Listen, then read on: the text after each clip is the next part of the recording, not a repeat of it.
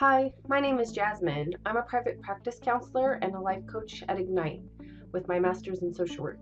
In last week's video, I talked about job loss and I touched on how this experience can create self-doubt and lower self-esteem as well. It can have you feeling angry, irritable, sad, confused, overwhelmed by making decisions. You might be second guessing yourself, or perhaps you feel stuck. Stuck as far as you're not sure what to do next, where to go, how to get in a better spot with your family or in your job or with your friends. And often folks that are dealing with both of these things or one of these things may feel misunderstood by others. They might second guess most of their decisions or many of their decisions, kind of overthinking them. They may overcompensate by that, by dominating conversations, name dropping in social situations, and may generally just feel discomfort in social situations. While these two things, self-doubt and self-esteem, don't necessarily always go hand in hand, it's very common to see them together. So you might be coping with those by, kind of retreating from social situations. You might stop trying new things. You might be more irritable, talking or complaining out loud, talking in a negative way. You may cope by kind of taking those frustrations out on the wrong people, over-analyzing or over-criticizing situations, areas.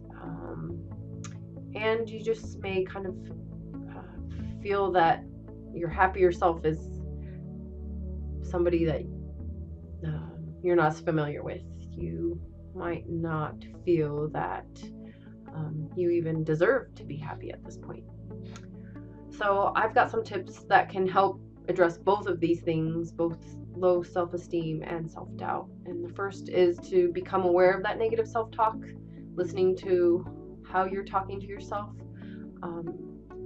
trying to find ways to think about those things that you're saying. So for an instance, I play soccer. There's days I don't score any goals, and most games I score at least 2.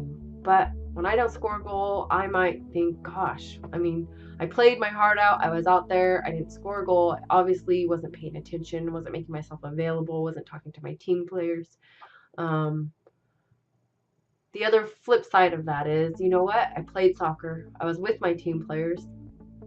Maybe my other teammates got to score more goals since I wasn't scoring so many. Or I was out there. I was giving my best. And sometimes we're not going to score goals in a game that we normally would.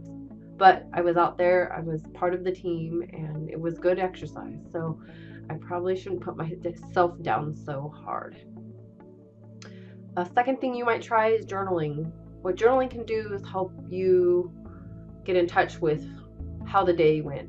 It could be describing the hardest parts of the day, talking about people that matter. And another part of journaling I've done is a thankfulness journal or a gratefulness journal, which is just finding ways to appreciate the small things in life. And what this can do is highlight, while life is hard and there are difficult situations, there is something to be thankful for. The third tip would be to develop a support system that holds you accountable and also adds to this positive outlook. So when you have people around you that are thinking positively and working on feeling better about themselves, it also helps us do the same for ourselves. So that can be people that acknowledge what you're good at and also respect your boundaries and give you props when those are seen in the day-to-day life. Finding ways to boost your day, whether that could be looking at inspirational quotes or reading, I know some people read Bible passages or kind of daily inspirational quotes, looking at photographs that make you feel good, either from the past or cute pictures of things, reading the funnies, just finding a way to appreciate the good parts of life that help you feel good and like there's some enjoyment in your day. That can also be the same as my 5th tip, which is soothing yourself, doing things that you enjoy. But soothing yourself can include finding quiet time, playing your favorite music really loud, singing with it, or enjoying a cup of hot cocoa, coffee, tea, whatever you enjoy, and being able to appreciate what you have rather than what you don't have or what you wish you had. The 6th tip I have is discovering your passions and pursuing those. So if we find something like, I'll bring up soccer again, that we really, really like and we're fairly good at and we enjoy doing, it's good to keep adding those things into your day. So we can often get really overwhelmed by the day's responsibilities having to do with what we're doing at work or at school or with our families or our responsibilities, and feel like, well, I just don't have time to sew that project or paint that item or build this,